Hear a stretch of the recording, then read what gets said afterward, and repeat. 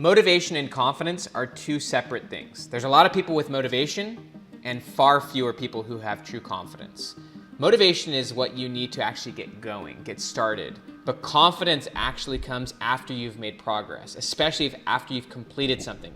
And that's the primary way you build confidence, is actually completing things, keeping your own promises. You can do this in a multitude of ways. One is just, for example, telling yourself you're going to do something and doing it. Hitting that alarm and actually waking up when you said you would.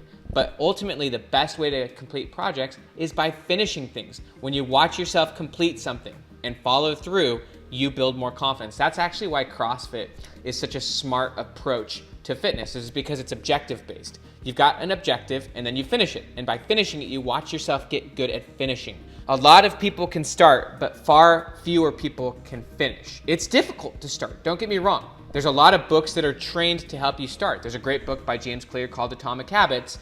And really what a lot of the motivational literature is around is helping you make starting as easy as possible. It's all around focusing on making it so simple. You lower down the expectations so that starting is so simple. Rather than trying to do a huge workout with 100 push-ups, you just say, I'm just gonna do one push-up. There's even a book called Tiny Habits on the subject by BJ Fogg. BJ Fogg being the Stanford psychologist whose research is behind most of the habit development stuff. So yes, it's important to start and making starting as simple as possible, but there's so much research, so much energy around starting, because the goal is that once you get started, then motivation kind of starts kicking in, then you start getting some momentum. But motivation is not the same as confidence. Confidence comes from having actually made progress. Confidence comes from watching yourself complete. Confidence comes from watching yourself follow through. So you don't have to have actually completed to make confidence. Let's just say your goal is right here and you've just started. Well, even if you're like 3 or 4 steps along the way, you've made progress. You can look back. You can measure your progress backwards. And by seeing that progress, you can have more confidence. Confidence then fuels your motivation, because the more confident you are, the more you believe you can actually succeed based on evidence from your prior performance. And that evidence gives you more motivation that you should keep going. The more confidence you have, the more motivation you will have. Motivation is the energy or the force that's behind your actions. Confidence is the belief that you can actually succeed and the belief that you can actually execute on the actions required to achieving your goals.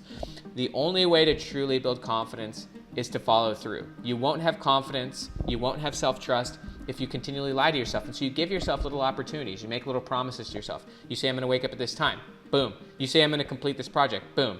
Just last week, I actually decided to go on a run, a certain length of time. And I just said, I'm going to complete this because I just need to complete. You need to train yourself to complete projects or complete assignments that you give yourself. That's again why CrossFit's so cool. So you want to give yourself objectives. You want them to be measurable objectives, things you can actually measure, things that other people can measure. For example, I ran 12 miles. That's measurable. Other people could measure that. That's one thing that novice goal setters do is they set unachievable goals and they set immeasurable goals. You want your goals to be achievable and measurable. You want them to be actual outcomes. And then there are things that other people can see. Have your workout be outcome-based. Just lay out a workout. I'm gonna do these 4 workouts with 5 sets each, and then you complete it and you walk away.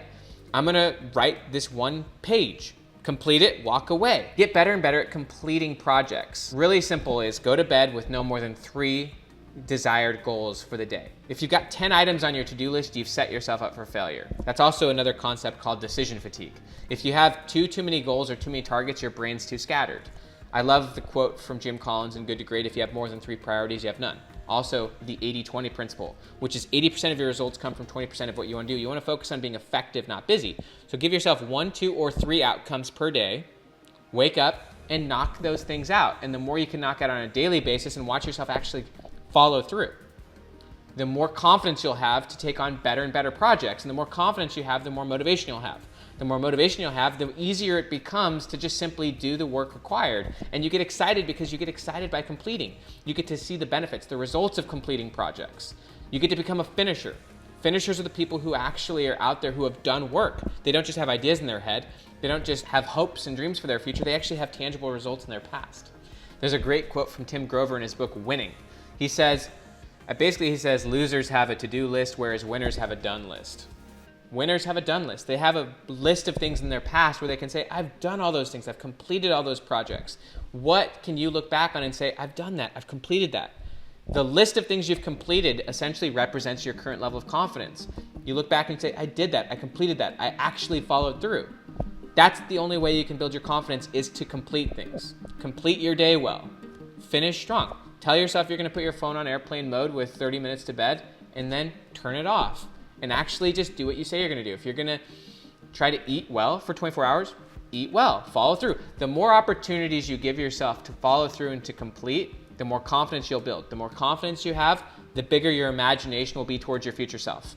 You want an imagined, exciting future self. Albert Einstein said imagination is more important than knowledge.